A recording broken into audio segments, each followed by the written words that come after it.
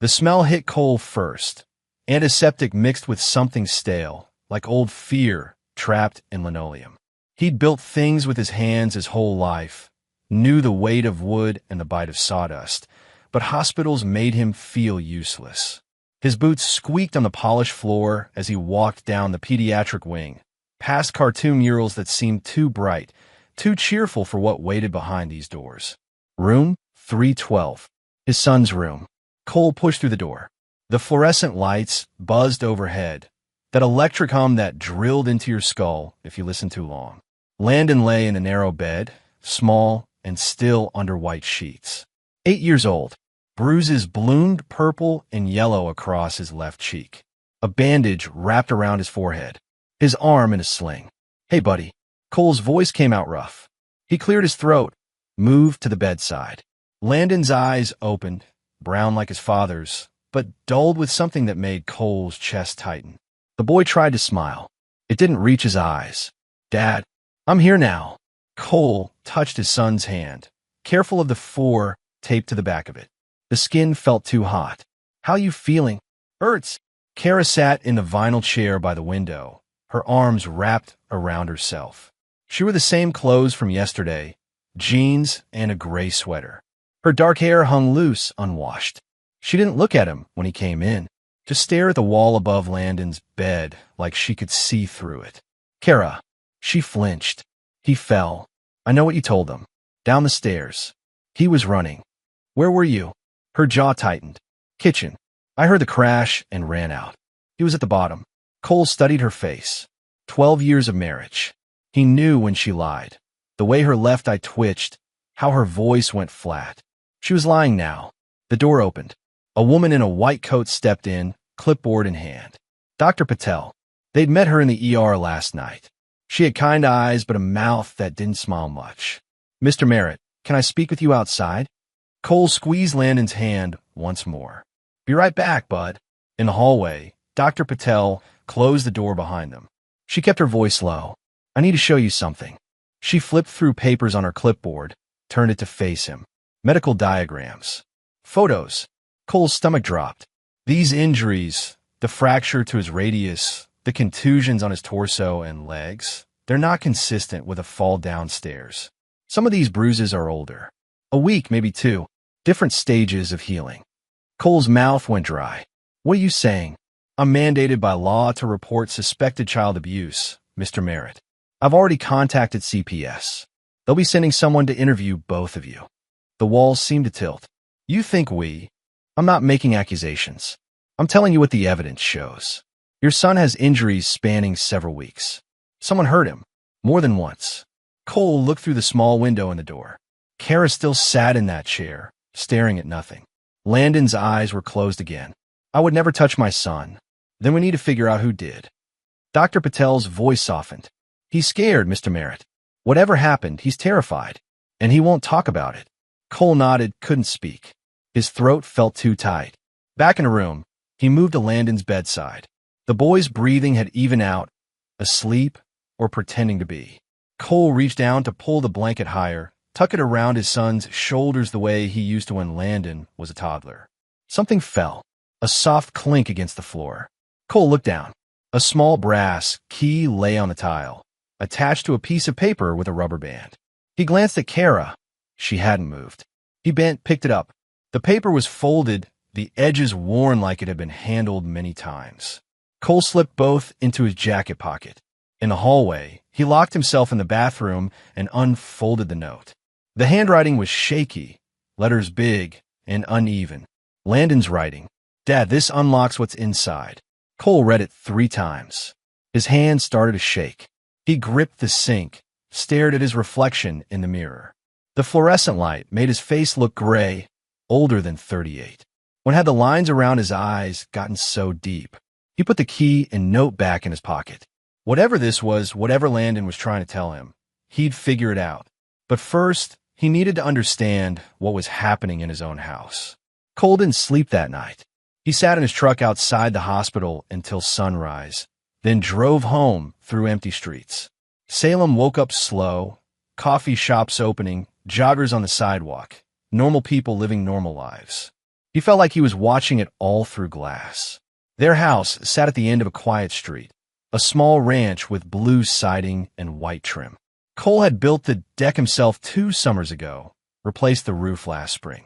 He'd fixed every squeaky door, painted every room, made a home. Now, pulling into the driveway felt like approaching enemy territory. Kara's car was gone. Inside, the house smelled like coffee. She'd left the pot on, burning. Cole switched it off, poured the bitter remains down the sink. The kitchen was too clean, counters wiped, dishes put away. Kara only cleaned like this when she was anxious. He walked through the rooms. Nothing seemed disturbed, but he noticed things now. Small things. A crack in the hallway drywall he didn't remember. A scuff mark on the paint near the floor. Landon's bedroom door had a new scratch along the bottom edge, raw wood showing through. Cole opened the door. Landon's room looked normal. Bed made, toys organized on shelves, posters of dinosaurs on the walls. But on the desk, scattered among homework papers, were drawings. Cole picked one up. Crayon on construction paper. A stick figure with long dark hair. A woman standing next to a smaller figure. The smaller one had tears drawn as blue streaks down its face. The woman's eyes were colored black, harsh scribbles that made them look empty. Another drawing. The same 2 figures. The woman's arm raised, hand oversized. Red marks on the smaller figure. Cole's vision blurred. He sat on Landon's bed, held the drawings in shaking hands. How'd he miss this? He was gone 10, 12 hours a day at the shop. Came home tired, ate dinner, helped with homework. Thought everything was fine because that's what he wanted to see. His phone buzzed. His sister, Renee. Cole? How's Landon? Sleeping.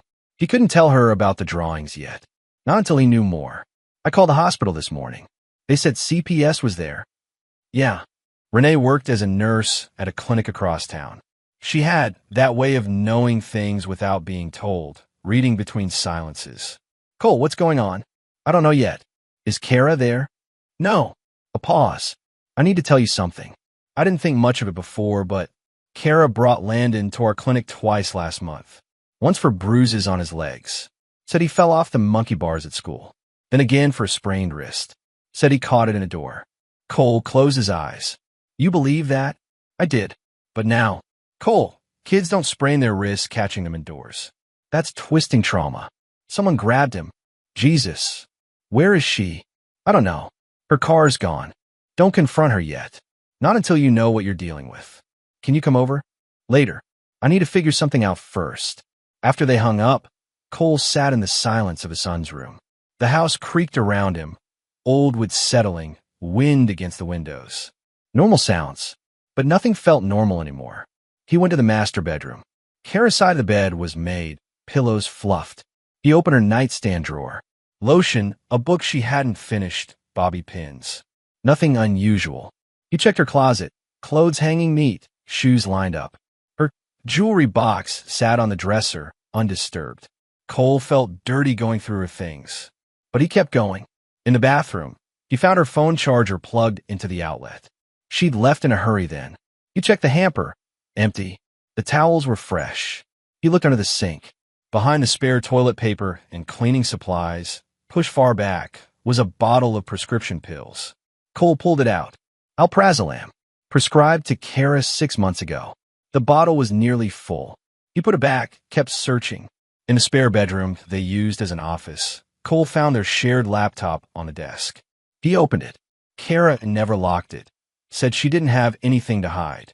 The browser history was cleared. Recently, he checked the trash. Empty. Email. Nothing unusual. Facebook showed her last post was 3 days ago. A photo of coffee with a caption about Monday mornings. But then he clicked on messages. The app opened to a conversation with someone named Derek. Cole didn't recognize the name. He scrolled up, read through text going back 2 weeks. Derek, you doing okay? Kara, not really. Hard day. Derek, want to talk after Landon's session? Kara, that would help. Thanks. Sessions. Physical therapy. Landon had been going twice a week for his ankle. He'd twisted it playing soccer 3 months ago. Cole had never met the therapist. Kara always took him. Cole scrolled further. Derek, coffee sometime? Just us? Kara, I don't know if that's a good idea. Derek, No pressure. Just seems like you could use a friend. Kara, maybe. Cole's been working late a lot. Derek, I'm here if you need to talk. The messages weren't explicit. No I love yous or anything sexual. But the tone was intimate. Familiar. The way someone talks when they're dancing around something they both know but won't say. Cole closed the laptop. His hands had gone numb. He walked to the kitchen, ran cold water, splashed it on his face. The clock on the microwave said 2:47. Kara wouldn't be back from wherever she went until evening, probably. She'd wait until he was gone again. He couldn't wait. He needed answers now. Cole grabbed his keys and drove back to the hospital. Cole found Tom in the basement, mopping near the service elevators. Tom was 60-something, gray beard, worked maintenance at the hospital for 20 years. They talked a few times when Landon broke his ankle. Tom had shown Cole the quickest routes through the building, which vending machines were worth the money. Tom, the old man looked up. Cole, right? Your boy doing better. Getting there. Can I ask you something? Sure thing. Cole pulled out the key. You know what this opens? Looks like a locker key. Tom took it, held it up to the light. Yeah, that's one of ours. Staff lockers. See this number etched on the side? 29. That'll be down here. He handed it back. You find it. Something like that. Come on. I'll show you. They walked down a corridor that smelled like bleach and old concrete. Tom used his key card to open a door marked staff only. Inside was a room lined with metal lockers, benches in the middle. Most of the lockers had names written on masking tape. Martinez, Chun, Lopez. Locker 29 had a piece of tape that said sample storage in block letters. That's weird, Tom said. We don't store samples down here. This is for employee stuff. Can I open it? Hell, it's your key. Go ahead. Cole's hand shook as he slid the key into the lock. It turned smooth. The door swung open with a soft creak. Inside was a plastic box, the kind you'd buy at a dollar store. Clear with a purple lid. Cole lifted it out. Want me to give you some privacy? Tom asked. Yeah, thanks. I'll be outside. Just pull the door shut when you leave. Alone, Cole set the box on the bench. His heart hammered against his ribs. He opened the lid. A flash drive lay on top, black and unmarked. Under it, a stack of printed photos. Cole picked up the first one. Landon's torso, shirt lifted, bruises in the shape of fingers across his ribs. The next photo, Landon's upper arm, dark purple marks like someone had squeezed too hard. Another, his back, thin red welts. Cole's vision swam. He gripped the bench, fought to keep breathing. Under the photos was a handwritten note on lined paper. The same shaky writing as before. She gets mad when you're gone. Please make her stop. The box slipped from Cole's hands. Photos scattered across the floor. He bent, tried to gather them, but his hands wouldn't work right. Everything felt too bright, too sharp. The photos showed his son beaten and scared, and Cole had been too blind to see it. He forced himself to slow down. Picked up each photo, stacked them carefully. Put them back in the box with the note and the flash drive. Closed the lid. His son had planned this. Found a locker, put evidence inside, hidden the key where Cole would find it. 8 years old and already learning to protect himself because his father wasn't doing it. Cole locked the locker, pocketed the key and the box. In a hallway, Tom was waiting. You okay, buddy? You look like you've seen a ghost. I'm good. Thanks for your help. Anytime. Cole made it to his truck before the shaking got too bad. He sat in the parking garage, gripping the steering wheel until his knuckles went white. Cars drove past, people walking to their shifts or leaving them. Normal days. Normal problems. He wanted to drive home and tear the house apart. Wanted to find Kara and make her explain every bruise, every mark. But rage wouldn't get him anywhere. He'd learned that working construction in his 20s, lose your temper and you made mistakes, broke things that couldn't be fixed. He needed to be smart. Needed to think like someone planning a long project, not a quick fix.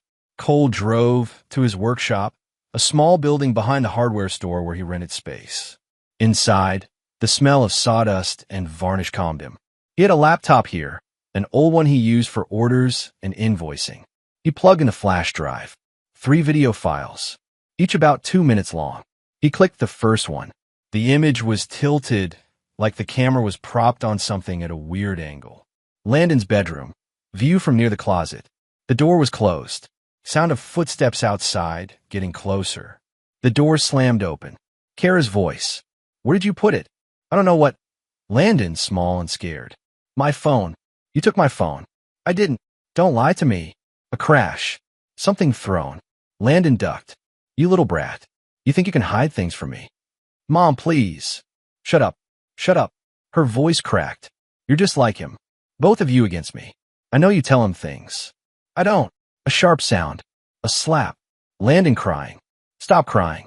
Stop it right now, or I'll give you something to cry about. The video cut off. Cole played the second one.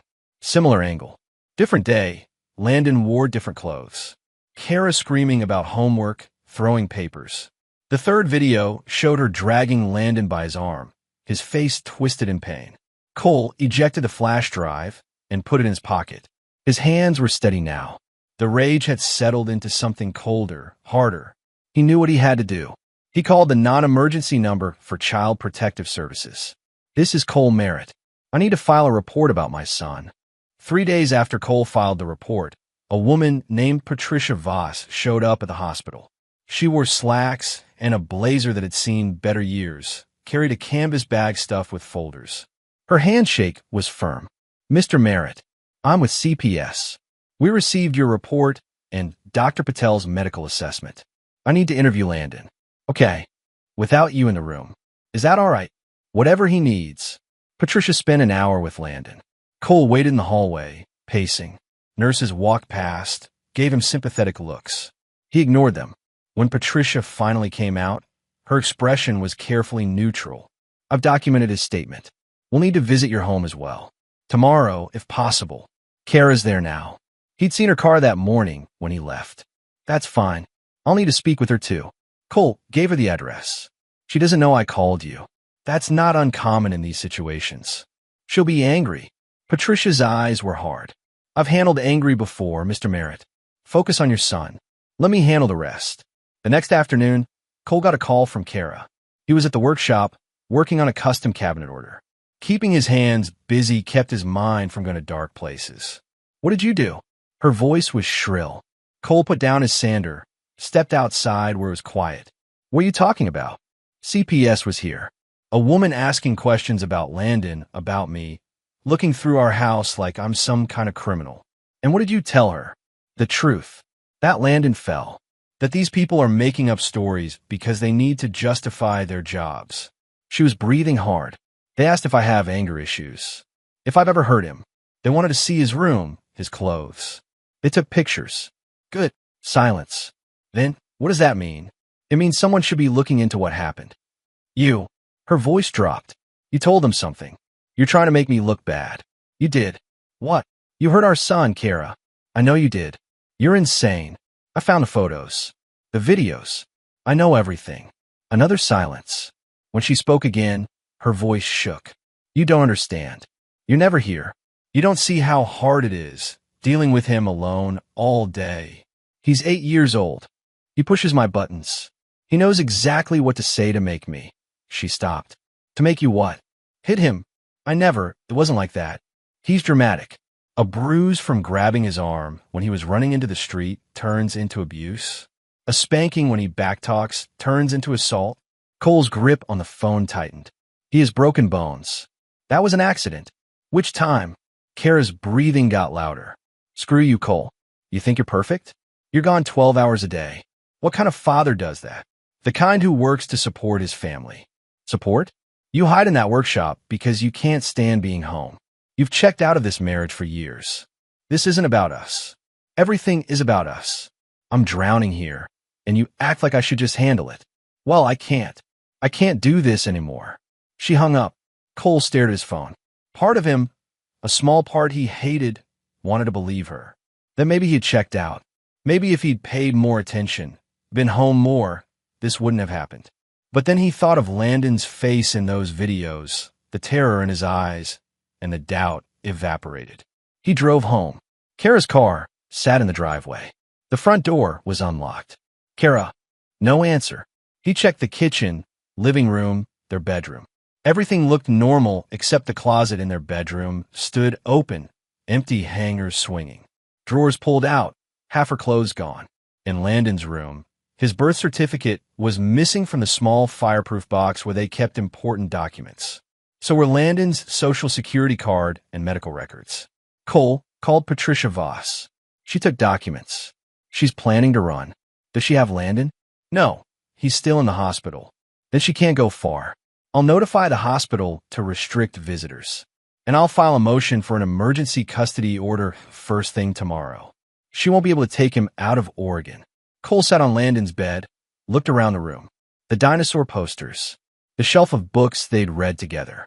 This was supposed to be a safe place. He'd failed at that, but he could still fix it. That night, Kara came home at 11. Cole heard her key in the lock. He was sitting in the dark living room, waiting. She jumped when she saw him. Jesus, what are you doing? We need to talk. There's nothing to talk about. She headed toward the bedroom. You're not taking Landon. She spun around. He's my son. He's mine too. And you hurt him. I disciplined him. There's a difference. Cole stood. Show me. What? Show me how you discipline him. Do it to me right now. Her face paled. You're being ridiculous. Show me what you did that gave him finger-shaped bruises. That broke his arm. He fell. Liar. Cole stepped closer. You can't even keep your story straight. Was it discipline or an accident? Her hands clenched into fists. You're twisting everything. Then explain the videos. Kara's face crumbled. For a second, she looked lost, genuinely confused. Then her expression hardened. I want you to leave. This is my house. Our house. And I'm telling you to get out. Cole grabbed his keys. At the door, he turned back. CPS will get a custody order. You won't be allowed near Landon. She threw a vase. It shattered against the wall next to his head. You ruined everything. You're going to pay for this. He walked out, got in his truck, drove to Renee's apartment. His sister opened the door in pajamas, took one look at his face. Come in. Cole collapsed on her couch, told her everything, the photos, the videos, the confrontation. Renee listened, made coffee, didn't interrupt. When he finished, she sat next to him. You did the right thing. Doesn't feel like it. Cole, listen to me. I've seen what happens when people stay silent. I've treated kids in the ER with cigarette burns, broken ribs, worse. And you know what? The parents always have explanations. Always say it was an accident, the kid was clumsy, they were just disciplining. But kids don't break their own bones. They don't bruise themselves in finger patterns. I should have seen it sooner. Maybe, but you see it now. That's what matters. Cole stayed at Renee's that night. In the morning, Patricia Voss called to say the emergency custody order was approved. Kara was forbidden from being alone with Landon, and Landon would stay in protective custody until a hearing could be scheduled. When Cole went home to pack a bag, Kara's car was gone. Most of her things were gone. The bedroom closet empty, bathroom counter cleared. She'd left in the night. He called Patricia. She's gone. Do you know where? No, but she has Landon's documents. We'll flag her if she tries to cross state lines with him. Since he's still hospitalized, she can't get to him anyway. Let her run. It makes our case stronger. Cole hung up and stood in the empty house. Sun came through the kitchen window, dust motes floating in the light. It should have felt like a victory. Instead, it felt like the end of something he'd spent 12 years building. He packed what he needed, locked the door, and drove back to the hospital. Landon was released from the hospital a week later. The doctors wanted to keep him longer for observation, but Patricia arranged for him to stay with Renee temporarily. Neutral ground. Cole visited every day after work, careful not to push too hard. His son was different now. Quieter. Jumped at sudden noises. Wouldn't talk about Kara. How's the arm feeling? Cole asked, sitting on the edge of Renee's guest bed where Landon was coloring. Okay. Aunt Renee treating you good? Yeah. Want to watch a movie tonight? I can bring pizza. Landon's crayon stopped moving. Is Mom coming back? Cole's chest tightened. Not right now. Is she mad at me? No, buddy. None of this is your fault. She said I made her angry. She said if I just listened better. Hey. Cole touched his son's shoulder. Landon flinched. Cole pulled his hand back. Look at me. You didn't make anyone do anything. Adults are supposed to control themselves. When they don't, that's on them. Not you. Landon's eyes filled with tears. I try to be good. I know you did. That night, after Landon fell asleep, Cole and Renee sat at her kitchen table. She poured 2 glasses of wine. Cole stared at his. He blames himself. Of course he does, Renee said. That's what victims do. They internalize it. How do I fix that? Therapy. Time. Just being there. She sipped her wine. What about you? How are you holding up? I'm fine. Liar. Cole smiled without humor. I'm angry. All the time. I think about Kara, about what she did, and I want... He trailed off. Want what? To hurt her back. Make her feel what Landon felt. Renee set down her glass. That's normal. But don't act on it. I won't. Cole, I'm serious. I've seen people go down that road. They think revenge will make them feel better. It doesn't. He nodded, but didn't agree. The flash drive was still in his jacket pocket. He'd shown it to Patricia and the police. Detective Myra Lennox had taken his statement, logged the evidence. But she'd warned him. Kara's father is Judge Merritt. Retired, but still connected. He's already making calls, from what I hear, saying his daughter is being railroaded, that you're manipulating evidence. He knows what she did. Myra had shrugged. Men like that protect their own, even when they shouldn't. Cole had left the police station understanding that the law would only take him so far. If he wanted to protect Landon permanently, he needed more than evidence. He needed strategy. That night at Renee's, he opened his laptop and started digging. Social media, public records, anything he could find about Derek. Derek Marsh, 29 years old, physical therapist at Active Recovery Clinic. Single, based on his Facebook status. Photos of him rock climbing, kayaking out with friends. Normal life. Cole clicked through photos. Found one from 2 weeks ago, Derek and Kara at a coffee shop. They weren't touching, but they were sitting close. The caption said, "Good conversation." He took a screenshot. More scrolling. Another photo from a month ago. Kara tagged in it, though her face wasn't visible, just her jacket, one he recognized. They were at a park.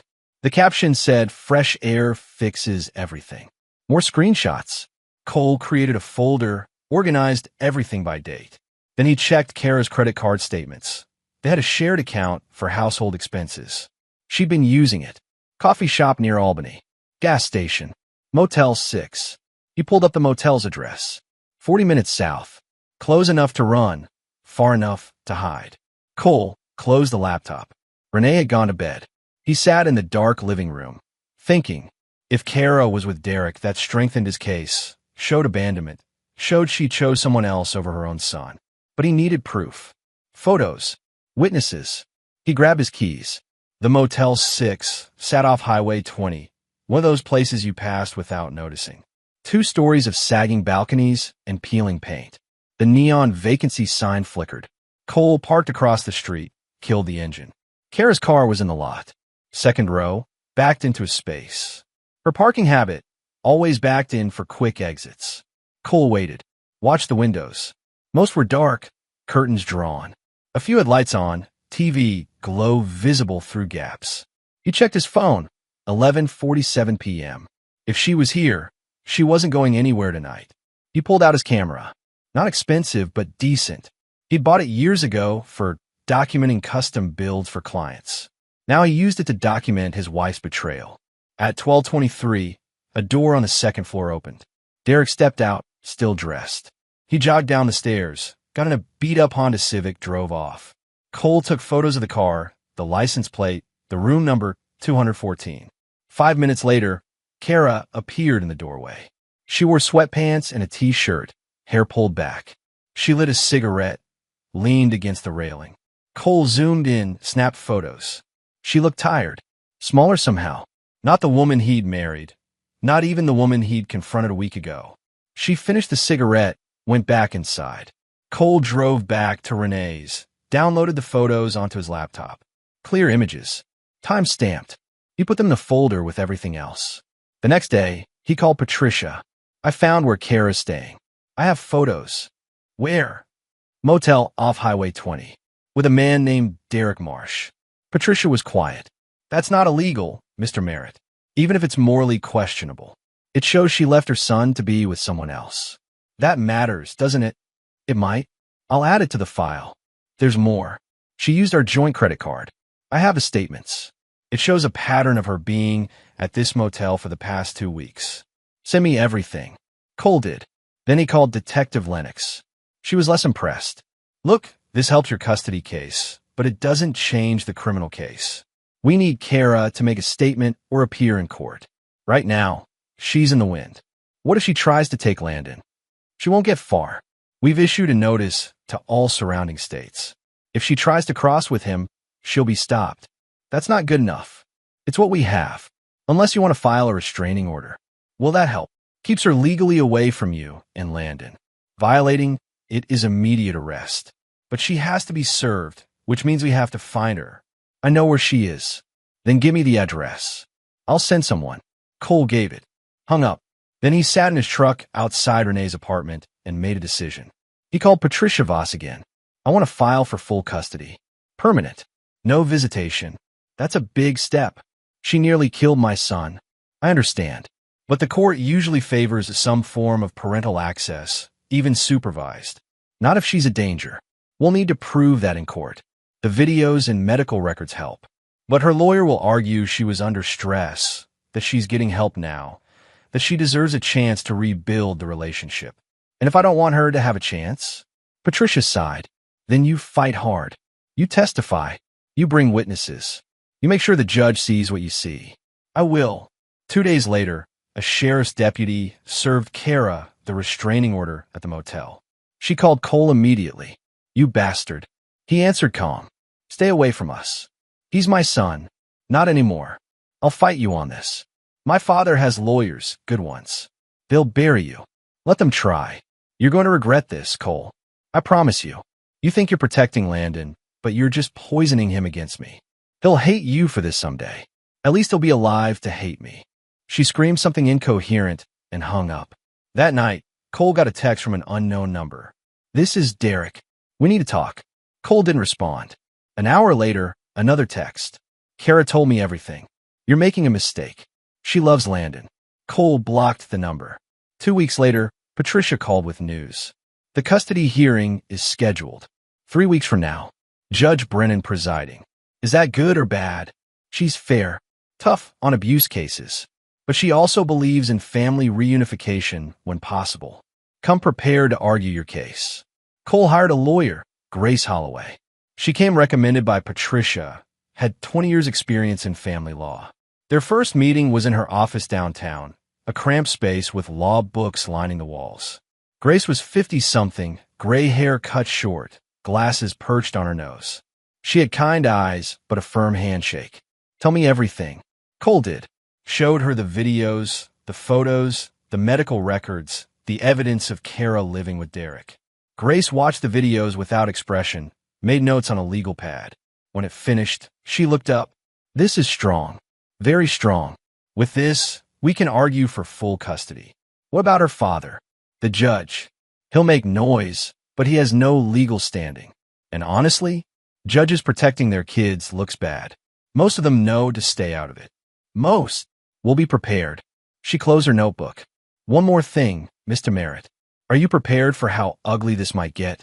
Kara's lawyer will attack you. Your parenting, your work schedule, anything they can find. They'll say you were absent, that you share blame for what happened. I know. Can you handle that without losing your temper? Cole thought about it. The anger was still there, simmering under everything.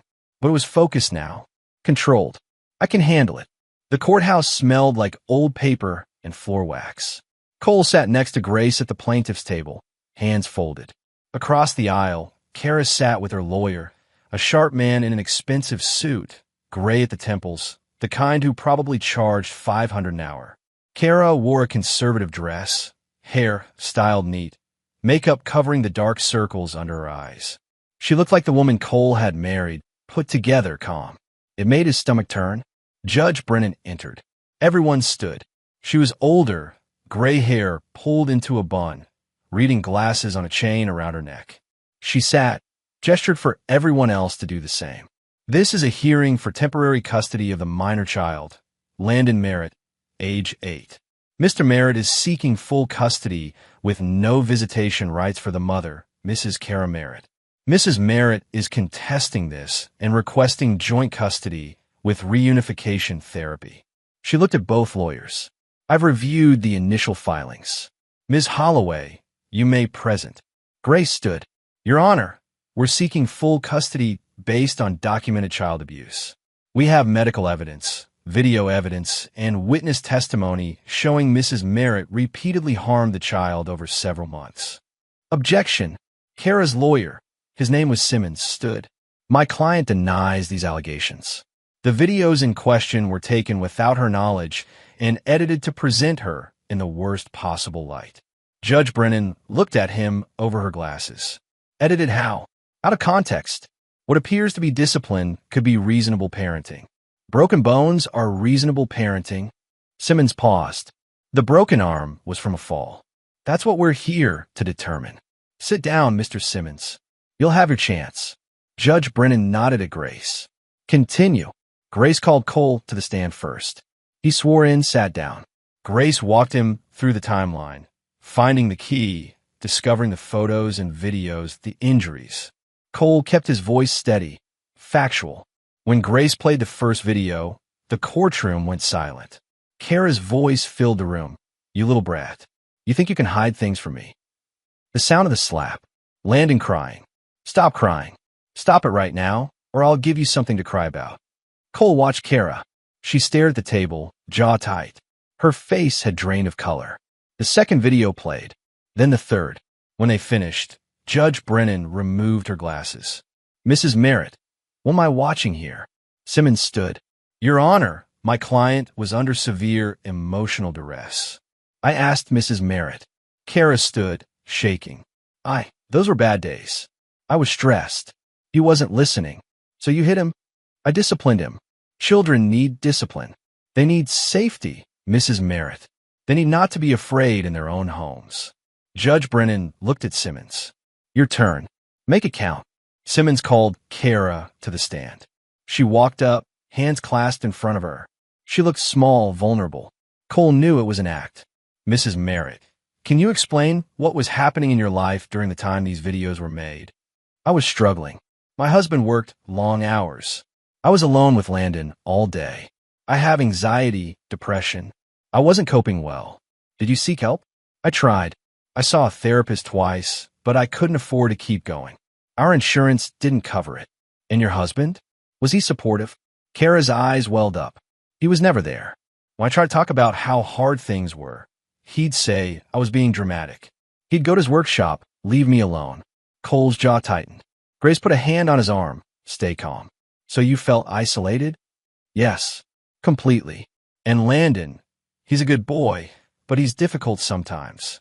He'd talk back, refuse to do homework. I'd tell Cole, and he'd just say deal with it. So I did. By hitting him, Judge Brennan asked. Kara looked at the judge. I never meant to hurt him. I just wanted him to listen. Things got out of hand. I know that now. I'm getting help. I'm in therapy, taking medication. I love my son, Your Honor. I made mistakes, but I want to fix them. Simmons nodded. No further questions. Grace stood for cross-examination. She walked slowly to the stand, holding a folder. Mrs. Merritt, you said you couldn't afford therapy, but you could afford to stay at a motel for 2 weeks. Kara blinked. That's different. How so? I needed space. Time to think. With Derek Marsh? He's a friend. A friend you met for coffee multiple times? A friend whose car was photographed at the motel where you were staying? Objection, Simmons said. Relevance. Goes to character, Your Honor, Grace said. I'll allow it. Answer the question, Mrs. Merritt. Kara's face flushed. Derek was supporting me through a difficult time. Supporting, Grace repeated. While your son was in the hospital. While your husband was trying to figure out how you broke your child's arm. It was an accident. Which time? The broken arm? The sprained wrist? The bruises on his ribs, legs, and back? How many accidents did you have with your son, Mrs. Merritt? I don't. It wasn't like that. Then explain it. Explain how a child ends up with injuries spanning weeks, all attributed to accidents or falls. Explain how those injuries match the finger-shaped bruises we see in the photographs. Grace pulled out a photo, held it up. Explain how an 8-year-old felt he needed to hide evidence from his own mother to protect himself. Kara's mouth opened, closed. She looked at Simmons, but he had nothing. I love my son, she whispered. That doesn't answer my question. I was overwhelmed. I didn't know what to do. He kept pushing me. He's a child. You're an adult. I know that. Kara's voice cracked. I know I failed. But he's mine. He's my son. I deserve a chance to make this right. Grace walked back to the table. Your Honor, the videos speak for themselves. Mrs. Merritt's explanations don't matter. What matters is that this child was systematically abused by his mother, documented that abuse himself because he knew no one else would believe him, and is now safe because his father took action. To return him to her care, even supervised, would be a betrayal of his trust and his safety. Judge Brennan nodded. Mr. Simmons, anything else? Just that my client is committed to treatment. She recognizes her mistakes. She asks for supervised visitation while she continues therapy. Ms. Holloway, we oppose any visitation. Landon is still recovering. He needs stability, not forced contact with someone who harmed him. Judge Brennan leaned back in her chair. The courtroom was silent. Cole could hear his own heartbeat. I've seen a lot of cases in my years on the bench. Some harder than others. This one, she shook her head. Mrs. Merritt, I believe you love your son. I believe you were struggling. But love doesn't excuse abuse. And struggle doesn't justify violence. She looked at Cole. Mr. Merritt has temporary full custody. Visitation is suspended pending Mrs. Merritt's completion of parenting classes, anger management therapy, and a psychological evaluation. We'll reconvene in 6 months to reassess. Simmons stood. Your Honor, that's my ruling. If Mrs. Merritt violates the custody order or the restraining order, she will be arrested. This hearing is adjourned. The gavel came down. Cole exhaled. Grace squeezed his shoulder. Across the aisle, Kara sat frozen. Then she stood, looked at Cole. Her eyes were wet, mouth trembling. I hate you, she mouthed. He looked away. 3 months passed. Cole sold the house. Couldn't stand to live there anymore, not with the memories staining every room. He found a rental closer to Renee, a small 2-bedroom with a fenced yard. Nothing fancy, but Landon liked it. They painted his new room together, blue with white trim. Hung new dinosaur posters. Landon started therapy twice a week with a woman named Dr. Chun. She was patient, gentle. Landon slowly began to open up. Not to Cole. Not yet, but to her. She said it was progress. He's processing trauma, she told Cole during one of their parent sessions. It takes time, but he's resilient. Kids are. He still doesn't talk about her. He will. When he's ready. Don't push. Cole didn't. He focused on showing up, making breakfast, helping with homework, tucking him in at night. Small things. Reliable things. At work, he threw himself into projects. Built cabinets, bookshelves, custom furniture. Lost himself in the precision of measurements, the satisfaction of smooth joints. His clients didn't ask why he worked late now. Didn't need to know. Kara tried to reach out. Letters came, forwarded from the old address. Cole burned them unopened in the kitchen sink, one by one. Watched the paper curl and blacken. Felt nothing. Derek left her. Renee heard it through the small-town grapevine. He'd moved back to Portland, cut all contact. Kara's father, the retired judge, issued a statement disowning her. Said he was disappointed and ashamed of her actions. The local paper ran a small piece about it. Child abuse charges, a prominent family name. It made a splash. Kara lost her job, lost her apartment, ended up working at a diner outside Salem, living in a studio above a laundromat. Renee saw her there once, serving coffee to truckers. Looked hollow. You should feel vindicated, Renee said one night over dinner. Cole shrugged. I don't feel anything. That might be worse. Maybe. But it was better than rage. Better than the poison that had filled him for months. Now he just felt empty, purposeful. He had a son to raise. That was enough. Judge Brennan had ordered another hearing at 6 months to reassess custody. Cole prepared with grace, gathering evidence of Landon's progress, his therapy reports, school records showing improved behavior. He wasn't taking chances. Kara showed up with a new lawyer. This one was court-appointed, rumpled suit, tired eyes. She'd completed the parenting classes, attended therapy, had letters from her therapist saying she was making progress. Judge Brennan reviewed everything. Mrs. Merritt, your therapist speaks highly of your commitment. That's commendable. However, She looked at Landon's therapy reports. Your son still struggles with anxiety related to you. His therapist recommends no contact for at least another 6 months. I'm inclined to agree.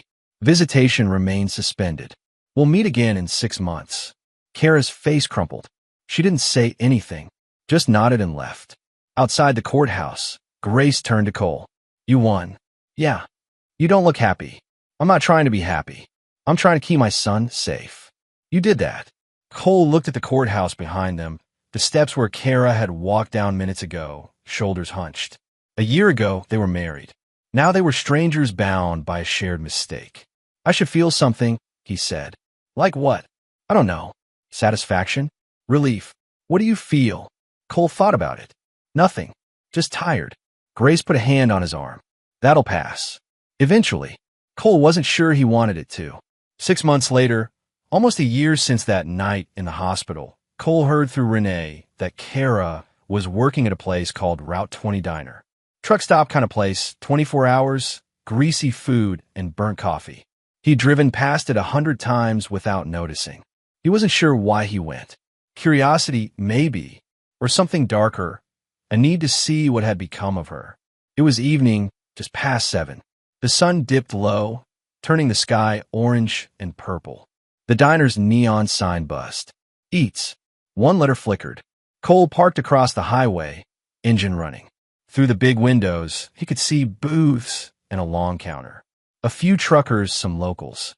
And Kara, moving between tables, order pad in hand, hair pulled back, wearing a stained apron. She looked older, thinner. The confidence she used to carry was gone. She moved like someone trying not to be noticed. Cole killed the engine, got out, walked to the edge of the parking lot where she'd see him if she looked. Then he waited. It took 5 minutes. She came to the window to hang an order, turned to look out at the sunset. Her eyes swept the parking lot and stopped. She went completely still. Her face drained white. The order pad slipped from her fingers, clattered to the floor. One of the other waitresses said something to her. Kara didn't respond, just stared through the glass at Cole. He didn't move, didn't smile, didn't gesture, just stood there, hands in his jacket pockets, looking back at her. Her mouth moved, saying what he couldn't tell. She looked terrified, not of physical harm, of something worse, of knowing he was out there, that he could show up anywhere, anytime, that her life was no longer her own. Cole stood there for 30 seconds. Maybe a minute, long enough to make sure she understood. Then he walked back to his truck, got in, and drove away. He didn't look back. That night, Cole sat on the edge of Landon's bed. His son was almost asleep, eyes heavy, breathing slow. The night light cast soft shadows on the walls. Dinosaurs and spaceships, normal kid things. Dad, yeah, buddy. Are we okay now? Cole touched his son's hair, smoothed it back. Yeah, we're okay. Is Mom ever coming back? The question he'd been dreading. Cole chose his words carefully. Not to live with us, but maybe someday you'll see her if you want to. When you're ready. No pressure. I don't think I want to. That's okay too. Landon's eyes closed. I'm glad you found the key. Cole's throat tightened. He pulled the small brass key from his pocket. He'd kept it all this time, a reminder of the moment everything changed. He sat on Landon's nightstand. You saved us, buddy. You were braver than I was. You saved me. We saved each other. Landon smiled in the dark. Yeah. Cole sat there until his son's breathing evened out, deep and peaceful. Then he stood, turned off the night light, and closed the door partway behind him. Landon didn't like it completely closed anymore. In the living room, Cole opened his laptop. He had an email from Patricia Voss. The final custody hearing was scheduled for next month. Based on Kara's lack of progress and Landon's therapist recommendations, she expected the judge to grant Cole permanent custody. This is nearly over, the email said. You should be proud of how you handled this. Cole closed the laptop. Through the window, rain had started, fat drops hitting the glass, running down in streams. The same as that night at the hospital. Full circle, but this time it felt different. Cleaner, like the rain was washing something away. He thought about Kara standing in that diner, fear on her face when she saw him. He should feel victorious, vindicated. All the things people said you're supposed to feel when someone who wronged you gets what they deserve. Instead, he just felt tired. Done. His phone buzzed. A text from Renee. How'd it go today? Fine. Landon's asleep. Good. Want to bring him over for dinner tomorrow? I'll make that pasta he likes. Yeah, thanks. Cole set the phone down, looked around the small rental. It wasn't the house he'd built, wasn't the life he'd planned, but it was safe. Landon could breathe here. That was enough. Outside, the rain kept falling. Cole watched it streak the windows, thinking about nothing in particular. Tomorrow he'd wake up, make breakfast, take Landon to school, work at the shop, pick Landon up, help with homework, tuck him in. Simple things, reliable things, the kind of things that rebuild a life one day at a time. He turned off the lights and went to bed, leaving the rain to do its work.